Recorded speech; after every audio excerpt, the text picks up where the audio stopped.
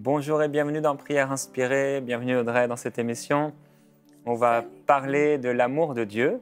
Amen. Et on est heureux de te retrouver encore aujourd'hui. On a passé un bon temps hier à prier ensemble et à exhorter. Je crois que plusieurs ont été bénis par ces temps de prière. Et aujourd'hui, on va prier pour connaître l'amour de Dieu, être fondé dans cet amour. Et s'il y a bien une chose où le diable ment aux gens, c'est sur l'amour de Dieu. Il y a tellement de croyants, même des enfants de Dieu, encore, on pourrait se dire le monde, Oui. on peut savoir ils vivent dans le mensonge, etc. Mais quand on est nous-mêmes un enfant de Dieu et qu'on commence à douter de l'amour de Dieu, c'est vraiment dommage. Et il y a bien une chose que le diable veut faire, c'est nous empêcher de recevoir l'amour de Dieu, de croire en l'amour de Dieu, de bénéficier, de marcher dans cet amour. Et aujourd'hui, on va passer du temps à exhorter les gens par rapport à cet amour.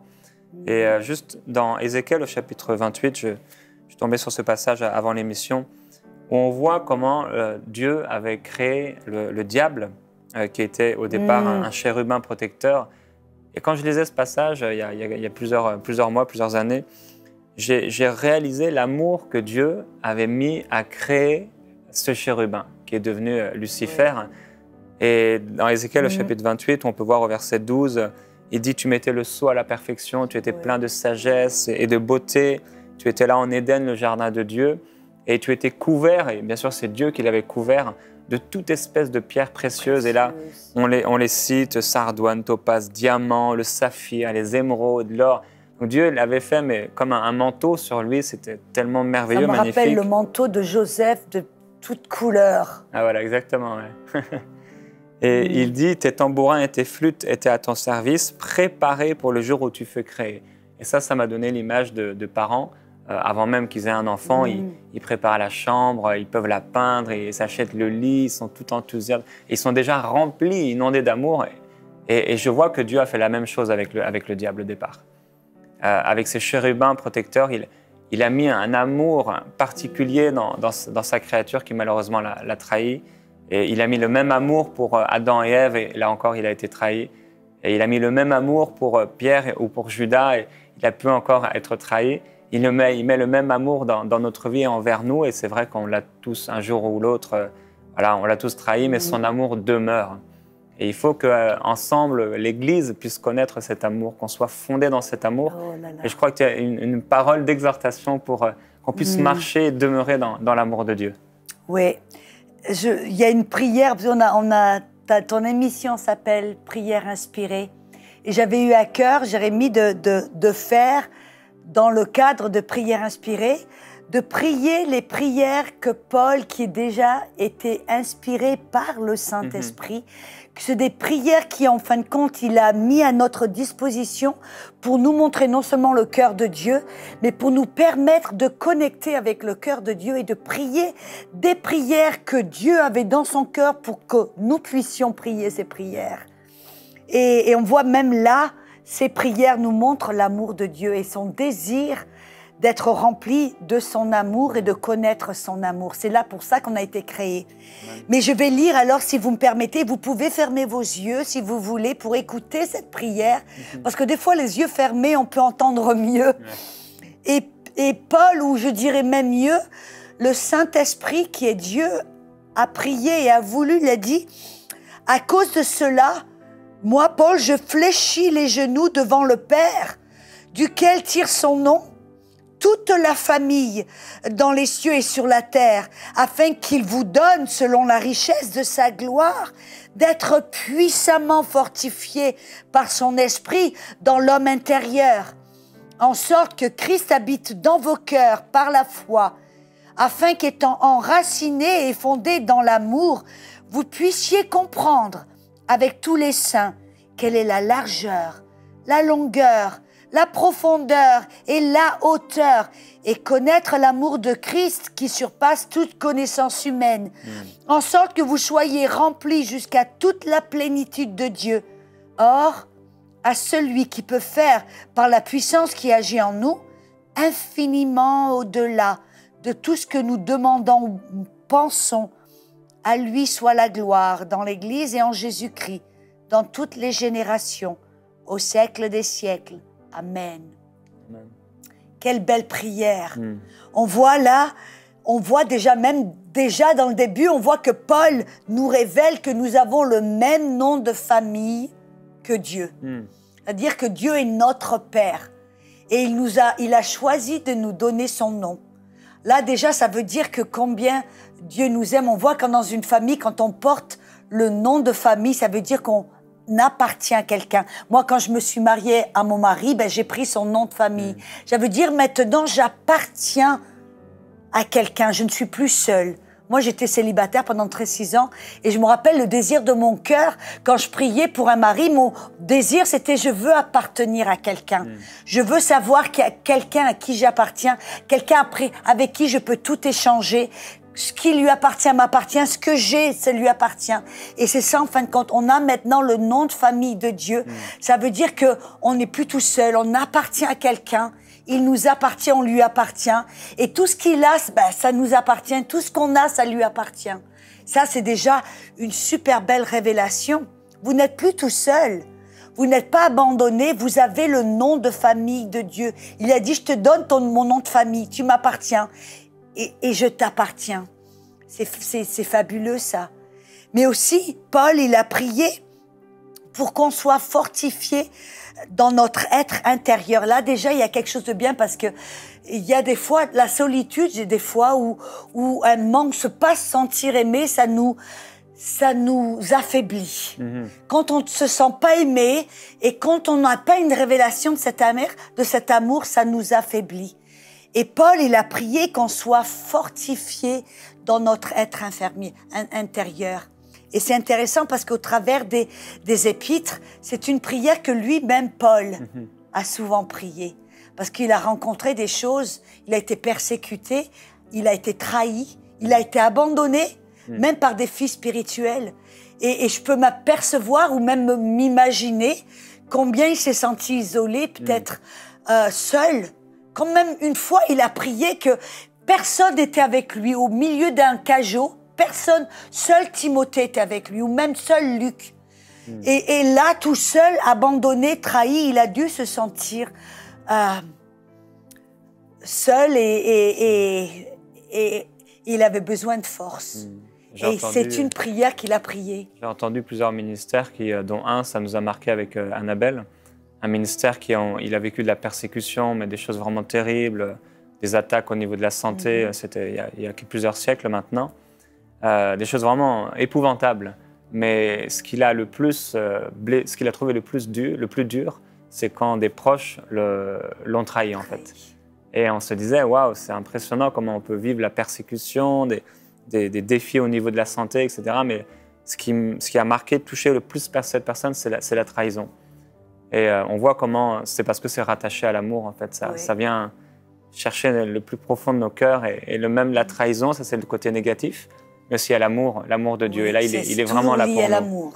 Il est disponible, cet amour. Et c'est dans ces moments, ce qui est puissant là, parce que ce passage, cette prière qui est vraiment interconnectée avec l'amour de Dieu, et on voit là que quand on n'a pas une révélation de l'amour de Dieu, on est affaibli. Et là, quand on se sent seul, on se sent affaibli. Et Paul, il a prié, une des choses qu'il a prié, c'est qu'on soit fortifié dans notre être intérieur. Là, dans notre cœur. Notre être intérieur, c'est notre cœur, c'est le centre de nous-mêmes. Et je suis persuadée qu'on voit que Paul, très souvent, il a prié qu'il soit fortifié. Il a prié je puis tout par Christ qui me fortifie. Dans 2 Timothée 4, c'est le Seigneur qui m'a assisté, qui m'a fortifié afin que la prédication fût accomplie. Et je veux vous encourager, et c'est ce que Paul, il y a une prière là et c'est ok de prier pour que Dieu nous fortifie dans notre être intérieur. Quand on se sent trahi ou démuni ou isolé ou seul, Dieu fortifie-moi dans mon être intérieur. Mais Paul il a prié pour que Christ demeure dans nos cœurs. C'est intéressant parce qu'on sait que Christ vit en nous. Il a dit, je te laisserai jamais, je ne t'abandonnerai jamais. Mais notre cœur, en fait, moi j'ai eu une révélation une fois que notre cœur, c'est pas... Qu'est-ce que c'est notre cœur? Le cœur, c'est le centre de nous-mêmes, c'est notre esprit et notre âme, qui est nos émotions, nos pensées, notre intellect, notre volonté. Et on sait que dans notre esprit, Christ demeure. Mais très souvent, Christ ne demeure pas dans nos émotions ou dans nos pensées ou dans notre volonté. Et Paul, là, il a prié que Christ demeure dans notre cœur, non seulement dans notre esprit, parce qu'il est là, il n'y a pas de problème, mais que Christ demeure dans nos pensées, dans notre volonté, dans nos émotions. Et Paul, il a prié ça. Et c'est une belle prière que Christ demeure dans nos pensées, que Christ demeure tout le temps dans notre volonté, qu'il soit là, dans nos choix, dans nos pensées, dans notre volonté, dans nos émotions. Et finalement, ce qui est le plus important dans la prière de Paul, c'est que l'on ait une révélation de l'amour de Christ. Et c'est intéressant parce qu'on a vu dans cette prière, il dit c'est un amour qui surpasse toute connaissance. Et moi, en fin de compte, j'ai pris la liberté de rajouter, parce que c'est dans la version amplifiée, qui dépasse toute connaissance humaine. Pourquoi? Parce que cet amour, ça dépasse cette connaissance humaine.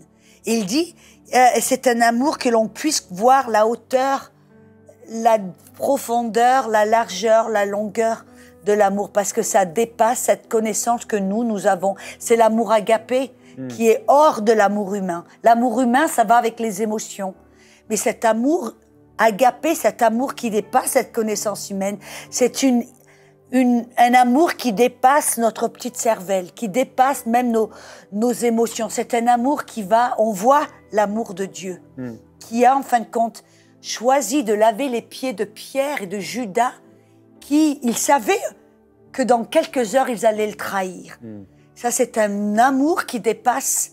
Parce que nous, dans notre amour humain, on va se dire, si on sait que quelqu'un va nous trahir, on va vouloir retirer notre amour ou mettre un mur et garder notre cœur. Et Jésus nous a montré, non, cet amour qui dépasse toute connaissance, c'est un amour qui est prêt à aimer, à bénir, à servir, même celui qui va nous trahir, celui qui va nous tourner le dos, celui qui refuse de nous aimer. Amen. Et c'est seulement par révélation et au travers de la prière qu'on peut avoir une révélation de cet amour. Et c'est pour ça que dans cette émission, et c'est super, j'ai choisi de pouvoir prier ce genre de prière, parce que c'est ce genre de révélation. On a vu hier la révélation de notre identité, de notre appel, de notre héritage, de notre autorité. Ça vient seulement par révélation. On ne peut pas, par la connaissance humaine, avoir ce genre de révélation. Et c'est en priant ce genre de révélation que Paul nous a montré qu'on a. Et la même chose pour l'amour de Dieu. Ça ne peut venir que par révélation, parce que notre intelligence, on en vient de voir, ne peut pas accéder et voir et comprendre ce genre d'amour. Amen. Qu'est-ce que tu en dis, toi, Jérémie? J'en dis que c'est vrai, Audrey. Et je crois que par rapport à l'amour et à l'amour du Père aussi, plusieurs personnes ont des difficultés dans leur âme, comme des failles au niveau de leur âme et de leurs sentiments, de leurs émotions, parce qu'ils ont eu il y a des proches, c'est une pensée que j'avais en fait, des parents qui manquent à quelqu'un, et de la famille qui manque à quelqu'un. C'est peut-être des gens qui sont disparus maintenant ou qui sont très très loin, éloignés. Et à cause de ça, la personne a du mal à recevoir l'amour de Dieu. Je ne sais pas, c'est un peu cet esprit d'orphelin et de rester seul et isolé. Et comme tu le partageais au début de l'émission. Et je prie que ça puisse sortir et ces failles puissent être guéries à l'intérieur des émotions des gens. Parce que comme tu le dis, Jésus doit demeurer aussi dans nos émotions. Il doit demeurer dans notre âme, le centre de nous-mêmes, au plus profond de nos pensées. Et il ne peut pas demeurer dans le centre de nos pensées si dans nos pensées et dans nos émotions, on est tellement blessé parce qu'on a peut-être quelqu'un, je ne sais pas, a ce sentiment de « Seigneur, pourquoi en fait ? Pourquoi cette personne est partie de ma famille ou pourquoi je suis si loin de mes parents ?» Et à force d'accuser finalement Dieu, c'est difficile de recevoir l'amour du Seigneur. Donc pour quelqu'un aujourd'hui, c'est simplement faire le choix de de recevoir cet amour et de ne pas accuser Dieu. Tu sais, ça me rappelle, si je peux me permettre, Jérémie, la dernière fois, quand on avait fait une émission ensemble, on avait parlé de la prière, comment prier selon ce que Jésus avait enseigné. Il y avait le moment où on a parlé du Père. Et tu sais, j'ai reçu énormément. J'ai reçu beaucoup d'emails parce que des personnes, on avait parlé que l'amour du Père, que certains avaient un faux concept du Père parce qu'ils avaient eu une mauvaise image d'un Père, de leur Père terrestre, et ils avaient dû renouveler, en fin de compte, au travers de cette émission, ils avaient vu qu'ils avaient une mauvaise image du Père céleste et de l'amour du Père parce qu'ils avaient eu une mauvaise représentation de ce qu'est un Père. Et je crois que c'est bien aussi peut-être en toucher aussi que l'amour du Père, c'est ça que, quand on dit que Christ doit demeurer dans nos pensées, ça veut dire qu'on va devoir renouveler nos pensées pour que Christ demeure dans nos pensées, pour que l'amour du Père, on puisse le voir, le comprendre, le recevoir. On va devoir savoir qui est le Père et renouveler nos pensées et recevoir une révélation du Père, qui est le Père. La révélation, on en a besoin. Il y a quelques semaines, on était en prière avec l'équipe, un lundi matin. On prie tous les lundis matins ensemble. Et j'ai reçu une révélation de l'amour de Dieu. Et ça m'a bouleversé complètement. Il m'a montré une image. Et c'est pour ça que c'est vraiment une révélation. Tu peux la partager ou c'est très privé? Mais c'est pour ça qu'on a besoin d'une révélation, parce que même mettre des mots ou des images, mais c'était une chute d'eau énorme qui ne cessait de couler. Et je réalisais que cette chute, c'était l'amour de Dieu. Il y avait autre chose à côté, mais c'était tellement extraordinaire et c'était bouleversant. Ça m'a bouleversé. C'est pour ça que Jésus a dit les fleuves d'eau vive. Cet amour, il est sans cesse. L'amour de Dieu est là. Et bon, je vais aller plus loin. Et j'étais au bord d'une grande source d'eau. Et je voyais les chutes d'eau au fond. Et je savais que je pouvais aller en fait dans l'eau. Le Père me proposait, me laissait aller dans cette eau-là. Alors j'ai été dans cette eau. Et quand j'ai été dans cette eau, je me suis vu. Et je savais que je pouvais maintenant aller à l'intérieur, mais m'immerger complètement dans son amour. Et j'ai fait le choix, je me suis immergé dans son amour. Et là, dans cette source d'eau incroyable, je m'attendais, je ne sais pas pourquoi, mais ça a fait rire Annabelle, mais je m'attendais à voir des poissons de toutes couleurs, ou comme on peut le voir dans certains. Et en fait, il y avait juste les battements de son cœur. C'était extraordinaire. Quoi, c'est puissant. Et cette source, c'était juste le cœur de Dieu et son amour. Et cette chute d'eau, et c'est vraiment pour quelqu'un aujourd'hui. Et pour nous, on a besoin de révélation. On est tellement autocritique. On a tellement tendance à toujours voir le pire de nous-mêmes qu'on a du mal à imaginer que le Père voit le meilleur de nous et que cet amour voit au-delà de nos imperfections, de nos défauts, de nos erreurs, et que l'amour de Dieu peut nous pardonner même avant qu'on fasse une erreur, et qu'il voit toujours, au lieu d'aller de creuser pour voir la poussière en nous, comme on dit là, les déchets en nous, qu'est-ce qu'il voit? Il voit l'or. Il voit toujours l'or et il retire l'or. Et c'est un amour qui nous lave constamment comme cette eau. Et de pouvoir... C'est nous, des fois, qui nous... Comme tu vois, quand tu as parlé cette image du fleuve, je m'attendais presque que tu dises que tu avais peur de t'immerser. Parce que c'est ça, très souvent, on a peur de s'immerser dans l'amour de Dieu, parce qu'on a l'impression que quand on plonge dans le fleuve, que c'est là qu'on va avoir comme un kaléidoscope de tous nos défauts. Que Dieu va tout d'un coup nous montrer tous nos erreurs, que s'il est prêt à nous décortiquer, nous inspecter. Or qu'en fin de compte, c'est l'opposé, c'est que quand on s'immerse, on dit « Ok, je suis prêt à plonger », et que c'est là où tout d'un coup, on voit les battements de cœur. Moi, j'ai un ami, et je sais qu'on va te prier, mais un ami, au moment où tout d'un coup, il s'est tourné vers Dieu en disant, il a commencé à se repentir de tous ces trucs et tout, et tout d'un coup, il s'attendait à ce que Dieu le foudroie, tout d'un coup, Dieu, il a porté, il lui a coulé de l'amour. Il a été pendant des mois immersé dans l'amour et ça l'a complètement, ça l'a électrocuté d'une manière parce qu'il s'imaginait pas que Dieu, dans le moment où il se voyait le plus minable, que c'est là où Dieu l'a aimé le plus. On va prier. Oh Seigneur, tu es tellement beau.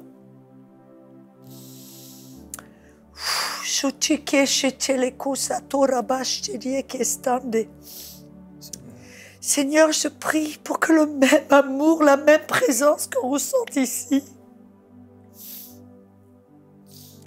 que cet amour envahisse cette pièce là où ils sont, que ce soit comme Jérémie a dit, un fleuve d'eau vive.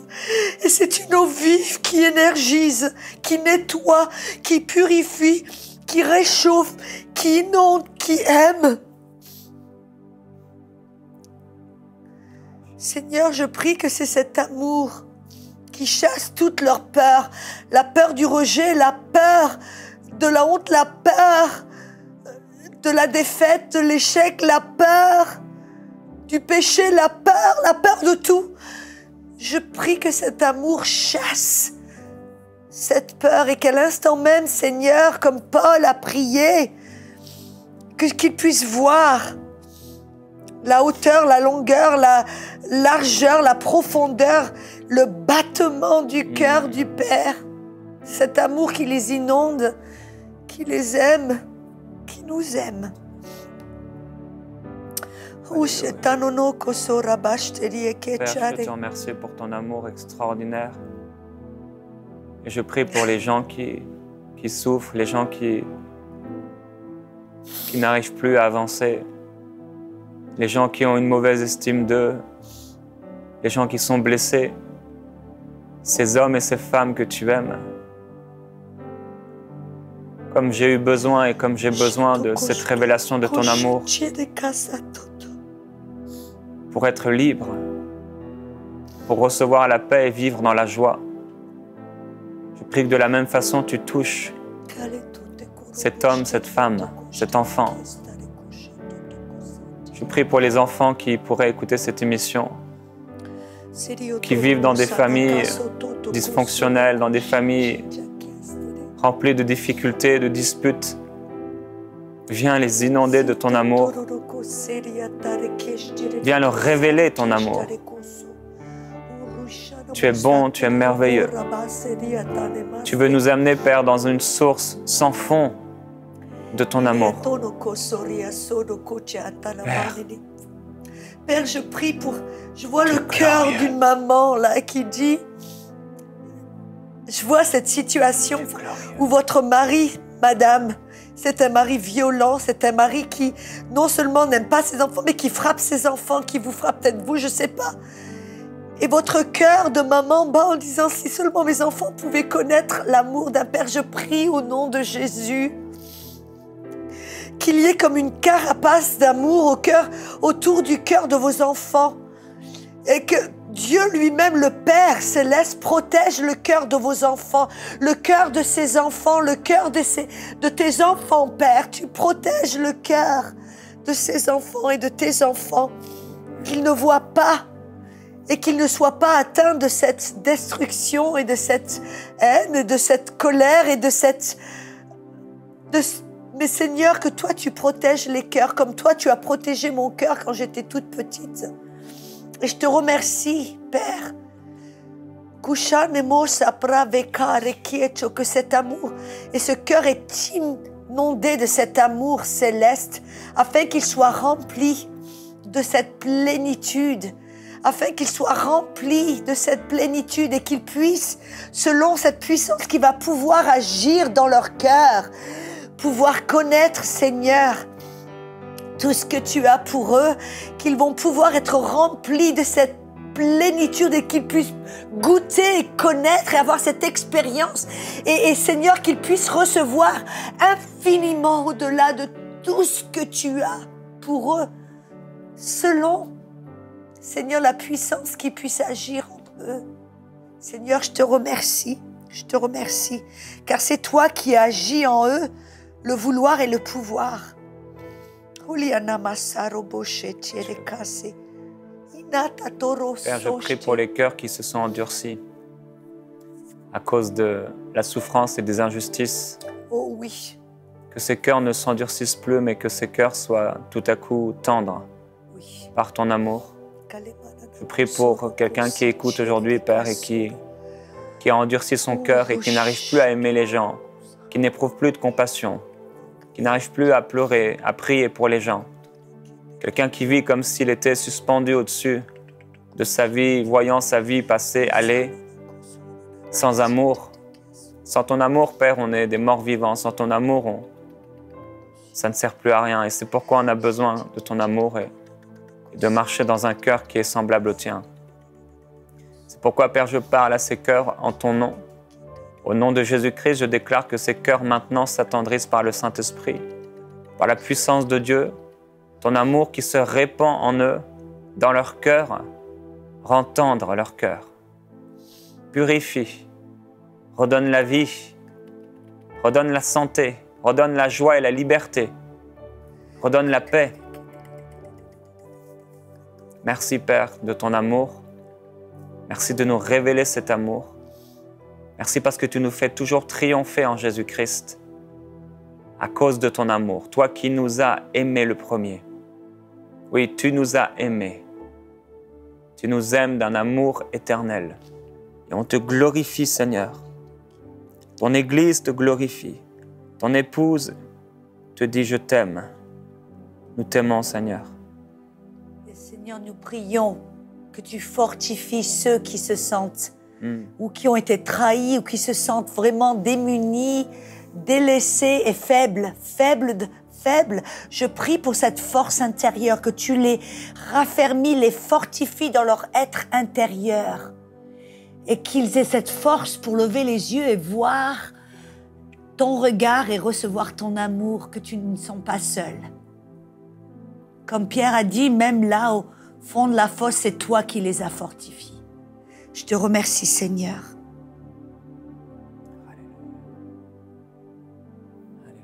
Frères et sœurs, on vous bénit dans le nom de Jésus et on prie encore que vous soyez fortifiés par le Seigneur, par le Saint-Esprit et que vous puissiez cette semaine, aujourd'hui, recevoir une révélation nouvelle de l'amour de Dieu. J'en ai eu besoin et ça m'a complètement bouleversé. C'était il y a quelques semaines, mais ça provoque encore en moi des changements et je prie que de la même façon, le Seigneur vous visite par son amour et vous donne cette révélation de son amour. On vous bénit et on vous dit à demain dans Prière Inspirée. Envoyez-nous vos sujets de prière à prière@enseigne-moi.com.